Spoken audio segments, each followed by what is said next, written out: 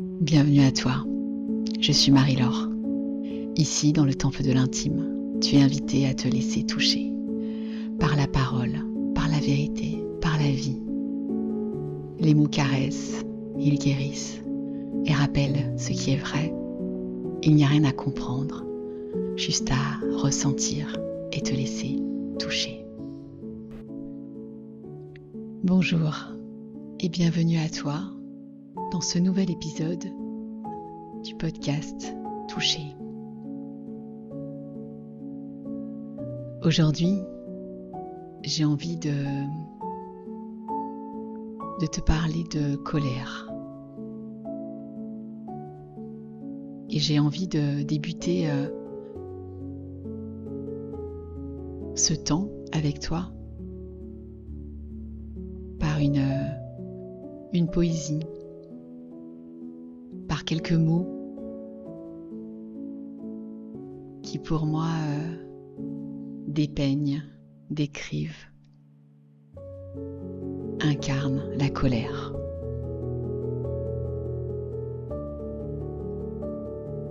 Elle est niée, elle est réduite au silence, comme si elle était un monstre à enfermer.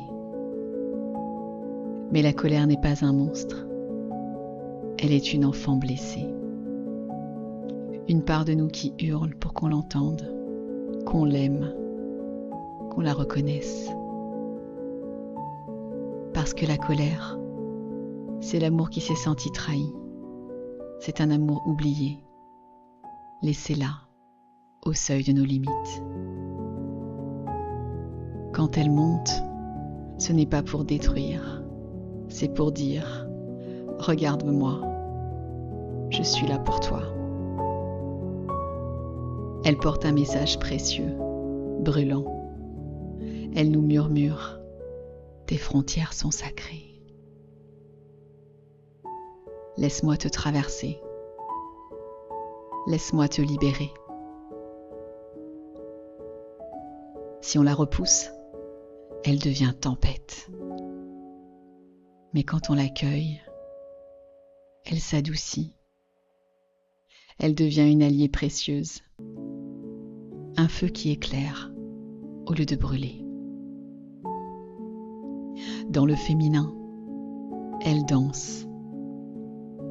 Elle s'épanche. Elle pleure. Dans le masculin, elle rugit. Elle frappe. Elle élève. Mais au fond, c'est la même flamme. Un appel à l'amour de soi. Alors aime ta colère. Écoute-la. Elle est là pour te ramener à toi. Pour te rappeler que tu peux poser tes limites. Choisir la paix.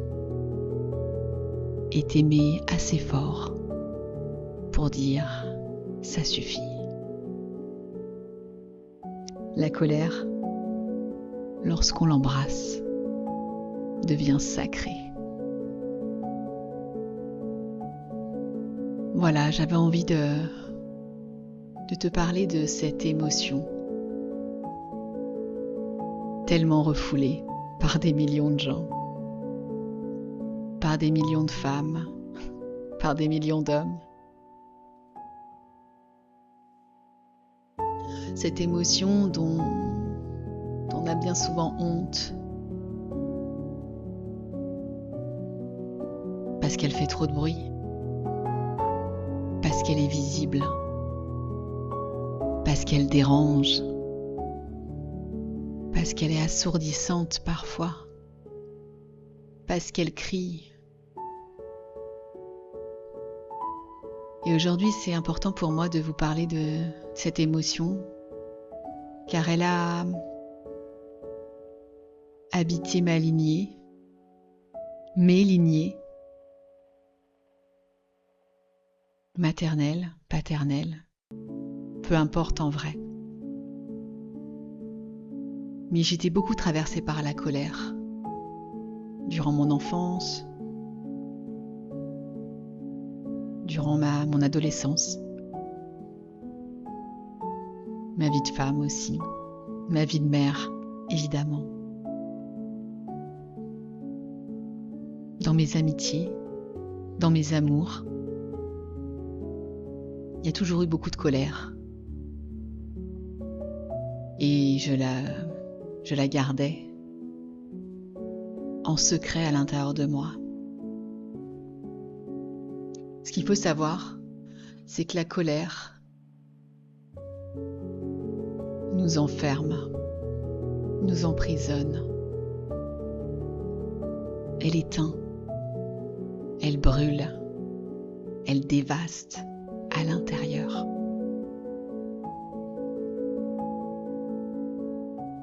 Elle est logée en général dans le chakra sacré.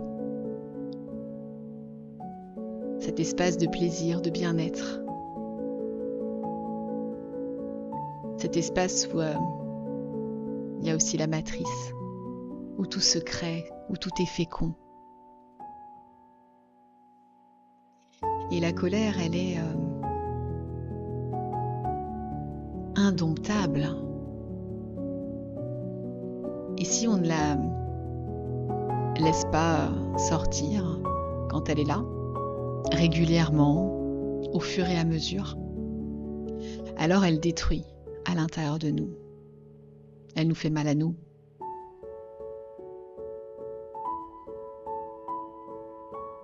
Elle représente des centaines de couteaux qu'on se tourne envers nous-mêmes, qu'on s'inflige à nous-mêmes. La colère, je l'ai beaucoup ressentie dans ma lignée de femmes, beaucoup chez ma grand-mère. Ça a donné lieu à des phases d'hystérie, de colère immense. C'était pas tout le temps. Mais comme la colère était là, pour toutes les raisons qu'on peut connaître de la vie, les non-dits, les silences, et à chaque fois qu'on ne dit pas quelque chose qu'on aurait voulu dire, c'est un peu comme si justement on inscrivait cette colère dans nos cellules, dans certains espaces de nous-mêmes. Ce n'est pas à critiquer ou à juger, c'est juste à regarder.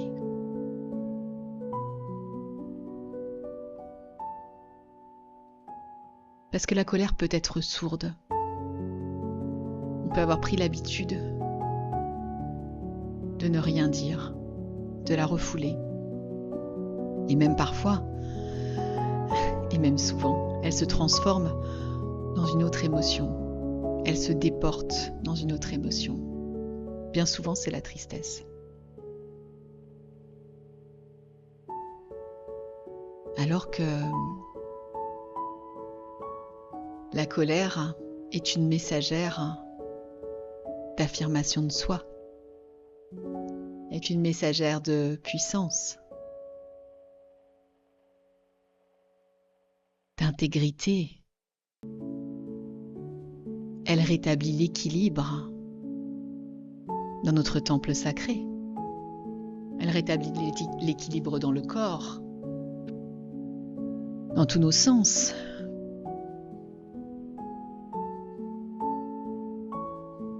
Mais c'est vrai que la colère est vraiment une émotion que je peux rencontrer souvent quand dans mes accompagnements, dans mes ateliers. Et à chaque fois, on en a honte. Honte de crier, honte de s'exprimer, honte de laisser sortir ce qui est à l'intérieur de nous, l'injustice.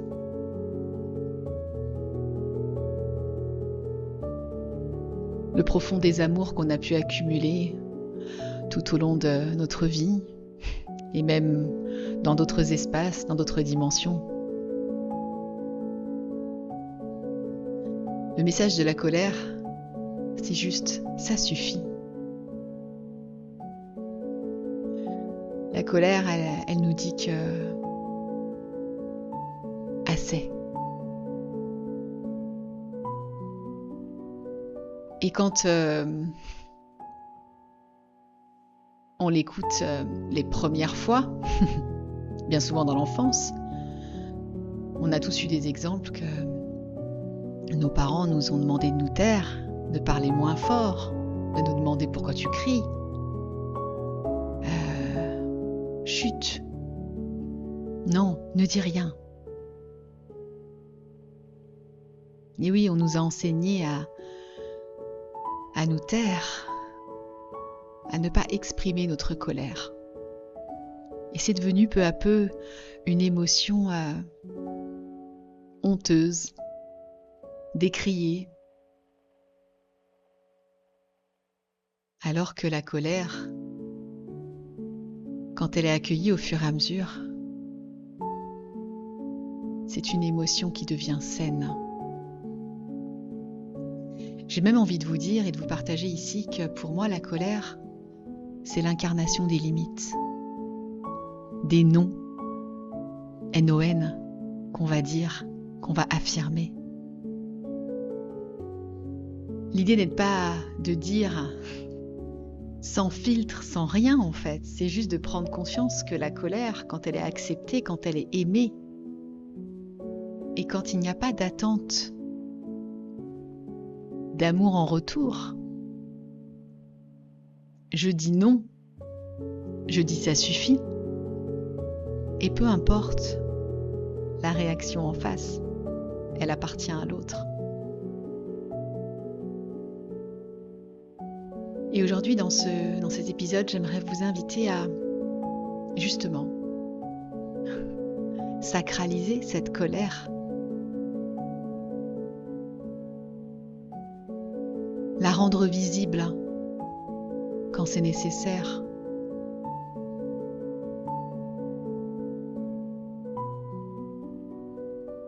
Parce que quand vous posez vos limites, vous accueillez au fur et à mesure le « ça suffit ». Et donc, il y a quelque chose qui s'opère en nous, qui est de l'ordre du respect, et au-delà de l'amour qu'on a pour soi. Souvent, on me demande, c'est quoi s'aimer ? S'aimer, c'est s'écouter. Être clair, être vrai avec soi. Et notre corps nous parle constamment. Et la colère, au lieu de la mettre de côté quand elle est là, eh bien peut-être prendre un temps de solitude, un temps de silence, s'asseoir avec elle à côté et écouter son message.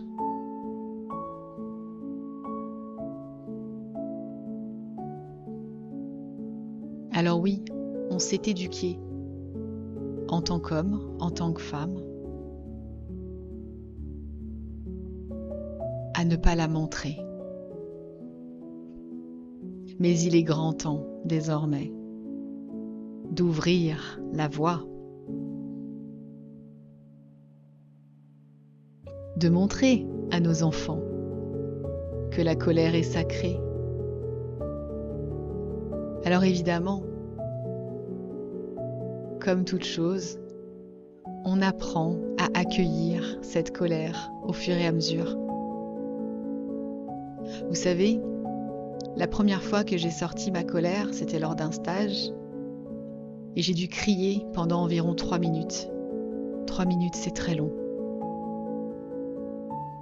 J'avais eu l'impression que j'allais mourir, tellement ce cri était long. J'ai crié pour tous les silences, pour tout ce que je n'avais pas pu dire. Une petite voix me disait que j'ai crié aussi pour toutes ces femmes et tous ces hommes qui avaient vécu des injustices, des abus. Mais je suis revenue assez vite à moi. Mais quand j'ai crié ces 3 minutes, j'ai autorisé d'autres femmes, d'autres hommes à crier aussi, même à hurler. Parce que parfois, quand la douleur est contenue, on ne peut que hurler. Et au-delà, parfois, c'est même de la rage. Et au-delà, de l'hystérie.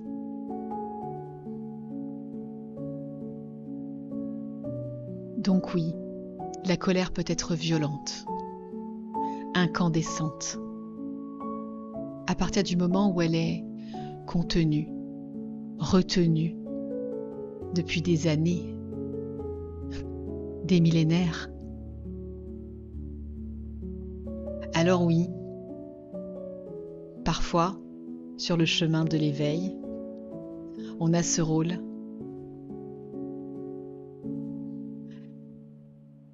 pour arrêter, pour dire stop, pour dire ça suffit. Ça s'arrête avec moi ici et maintenant. Plus jamais je me tairai. Et c'est ce que je dis souvent dans mes espaces. Ça s'arrête avec moi. Et si c'est pas pour moi, c'est pour mes enfants. Se taire, c'est se faire du mal à soi. Je ne dis pas qu'il faut tout dire, tout le temps, partout. Mais en tout cas, la première chose qu'on peut faire, c'est se dire déjà à soi ce qui est présent en soi. Et parfois, ah oui, la colère est là depuis tellement longtemps qu'elle s'est immiscée dans à peu près toute notre existence, dans tous nos liens, dans toutes nos relations, au travail, dans nos amitiés, dans nos amours. Tout nous amène à parler, à nous affirmer, à reprendre ce pouvoir à l'intérieur de nous. Ce n'est qu'en étant vrai, sincère avec soi, qu'on peut accueillir sereinement et avec douceur cette colère. Plus je la réprime, plus elle grandit. Et plus je l'accueille, plus elle s'apaise. Alors oui, depuis que j'ai accueilli ma colère, de manière régulière, de manière constante, congruente, j'observe que la paix s'installe, que je n'ai jamais été cette colère. Par contre, ça a été une passagère qui me disait quelque chose, qui me disait pose tes limites, dis non si c'est pas ok pour toi. Aie ce courage de te dire oui à toi. Aie ce courage de dire ça suffit. Assez, j'en ai marre.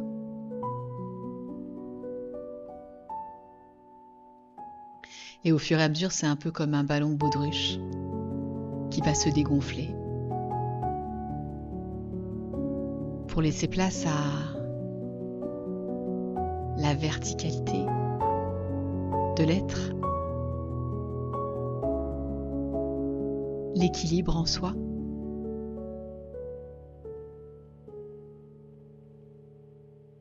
la maîtrise intérieure. Car s'il y a bien une émotion qui peut nous empêcher d'être en paix à l'intérieur de nous, c'est elle, quand elle n'est pas entendue. Alors, accueille ta colère. Dis-lui oui Je t'entends, je te vois, je t'honore. Et promets-toi de te choisir envers et contre tout. De t'affirmer, de poser tes limites et de dire un non sacré quand ce sera juste pour toi. Ne force rien, laisse faire le temps. Voilà. Je crois que c'est tout ce que j'avais à dire sur la colère aujourd'hui, et c'est déjà beaucoup. Je la remercie pour son enseignement. Car maintenant que je vois sa sagesse, ma colère est sacrée. J'espère que cet épisode t'aura plu et t'aura peut-être apporté des éclaircissements, un peu de réconfort sur cette colère sacrée. N'hésite pas à partager cet épisode à quelqu'un qui en aurait peut-être besoin. Et en attendant, je te souhaite de passer une très très belle journée.